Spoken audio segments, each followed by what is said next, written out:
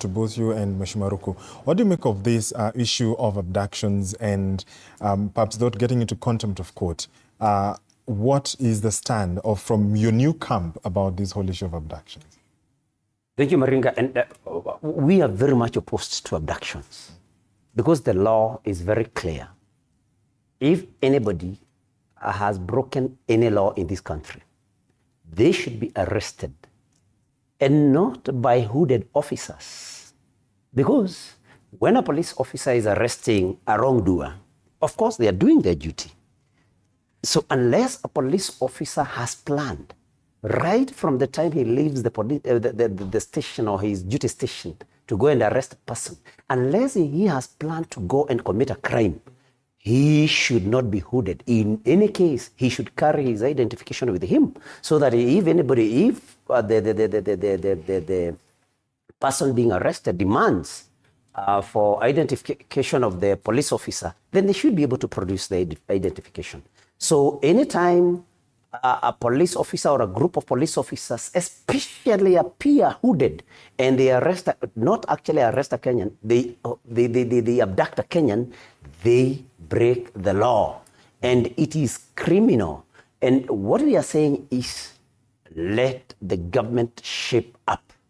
Anybody who breaks the law, let them be arrested, then let them be arraigned in court to answer the charges. When you talk about the IG of the police IG failing to attend court, I mean, this is something something else that is evolving, that is not very good. Remember, this happened with Matiang'i when he was acting as police IG before IG Kanja was, of course, approved and took over. So what you are saying is the police IG should not be treated like they are above the law. They should appear in court when required to do so. Okay. But abductions and then the excuse that people should bring up their children well, because remember, Maringa, nobody, including His Excellency the President, has ever addressed the issue of abductions. Okay. This side where Ruku is serving, the only thing they have been saying, parents, bring up your children well. Children, don't put people in coffins. That is, I mean, as if to justify these abductions. And I want to tell you, and I said it at that meeting where we were, that our children have read the Bible. They understand the Mosaic law in the Old Testament.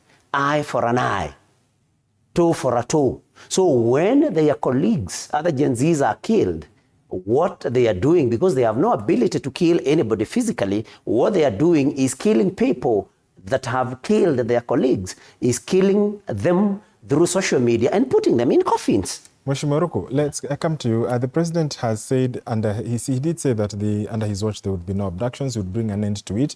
Why is there no quote-unquote tangible commitment that you are seeing from the government? Or action to apprehend those who are abducting? Number one, there is no law that provides for abductions.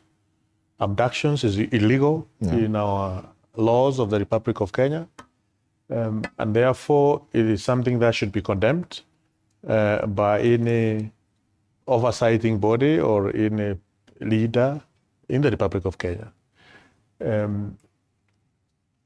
How it is happening, we are yet to know. From where I sit, even the president said the person who should answer that question is the Inspector General of Police. Because remember, the National Police Service is an independent constitutional body, and it should be able to serve, protect the people, the rights and the property of the people of Kenya. That is the mandate of the National Police Service. So IG, Inspector General, and his deputies, and the entire police force, or police service, they have a responsibility to tell Kenyans, why is this happening? And if they are not able to answer those questions, then there is always someone who can be able to become a better Inspector General or a better Deputy Inspector General or police. So that we can be a country where the rule of law is obeyed. Kenya is not a banana republic. It's a constitutional democracy. And therefore, we expect the Inspector General to tell us what is happening. So I am in tandem with the President of Kenya in terms of the issues to do with abduction. Let the Inspector General tell us what is happening. He has all the necessary tools in place. He has the officers, they are intelligence guys, they are criminal investigation people, they are anti-terror squad. All these resources, they should be pulled together to tell us what is happening. And if abductions are there, and we know they are there, let them come to an end. Okay. Let someone be arrested, arraigned in court, and the judicial process take place. Okay. So that's the view. But now, there are pharaohs we have seen coming out talking about abductions who served in the previous government. One of them is a guy who my brother here wants support to run for president because, of course, regarding Gachagua, will not be able to hold any public office by the virtue that he was impeached. A guy called Matiang'i. Matiang'i oversaw a system of killing people.